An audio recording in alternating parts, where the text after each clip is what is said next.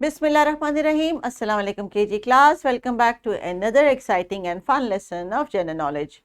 So dear teachers, आज का हमारा टॉपिक है about living and non-living things.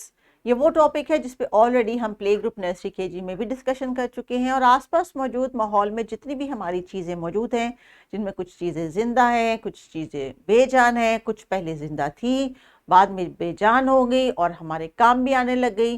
तो हमने जब इन सारी चीज़ों के ऊपर डिस्कशन की और इतनी सारी चीज़ों के जब हमने नाम सीखे, उनके टेक्सचर्स फील किए, उनका साउंड नॉक करके देखा कि कैसा होता है, उनके बारे में जानने की कोशिश की कि आसपास और कहाँ पाया जाता है, तो आज हम उसी कॉन्सेप्ट को बच्चों से सुनेंगे कि उनको क्या याद है, what are living things and what are non living things. Play group के लेवल पे टीचर्स बच्चे अगर सिर्फ इशारा कर दें कि कुर्सी नॉन लिविंग है तो भी काफ़ी है।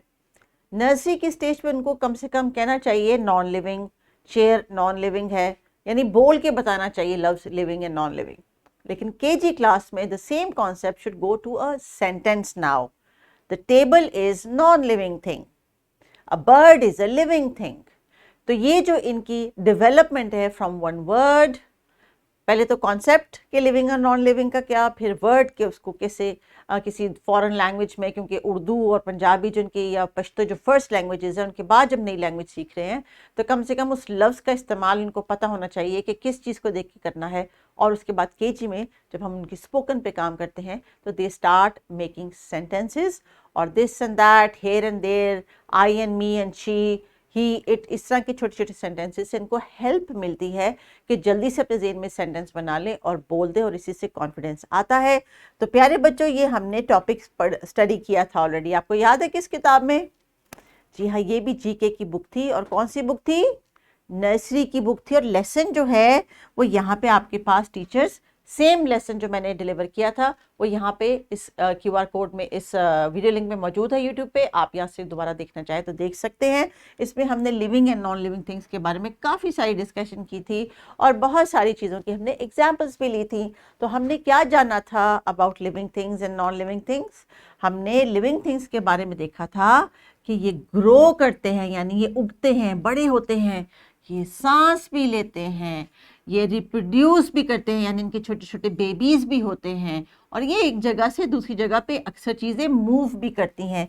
इनको ज़िंदा रहने के लिए खाना भी चाहिए होता है और प्यास लगे तो पानी भी पीना होता है। आपके आसपास घर में पौधे लगे हैं ना, उनको आप पानी देते हैं, उनको आप जो है खाद भी डालते हैं, उनकी सफाई भी करते हैं, क्योंकि वो लिविंग थिंग्स हैं।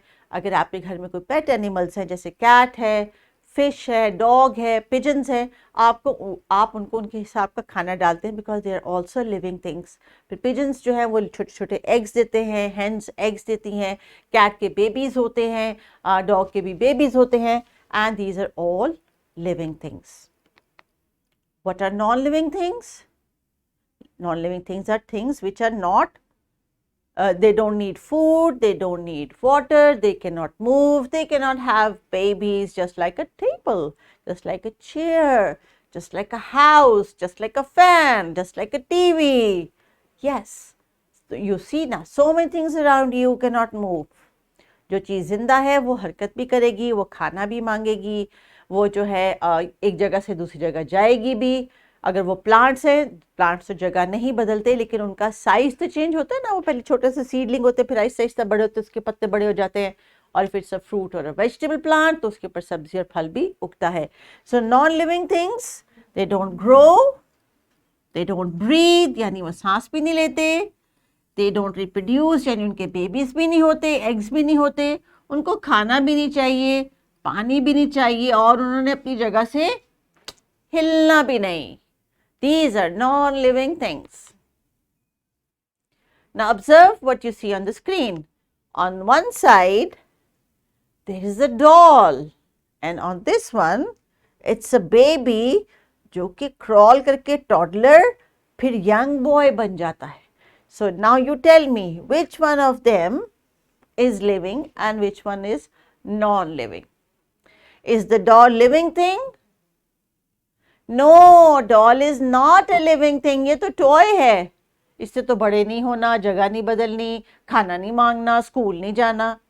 और ये on the other hand is a baby boy, जो खाना भी खाएगा, फीडर में दूध भी पिएगा, थोड़ा सा बड़ा होगा तो रोटी चावल भी खाएगा, और थोड़ा और बड़ा होगा तो स्कूल भी जाएगा आपकी तरह। तो वेरी वेरी गुड बच्चों, अब आपको living and non living thing की समझ आ गई है। So teachers they must be able to answer and respond in a complete sentence. अगर ये अपनी मदर लैंग्वेज में बोल रहे हैं तो बोलने दीजिए, लेकिन चूंकि हम इनकी स्पोकन पे भी काम कर रहे हैं, so you make sure at least they are able to say one short sentence. A doll is a non-living thing. Good. A baby boy is a living thing. That's it. इतना सा भी बच्चे बोलेंगे तो इसका मतलब है कि they can express the concept in a short sentence. तो अभी बच्चों आपने क्या करना है, अभी आपने living and non living thing की कितनी सारी एग्जाम्पल्स देखी है ना।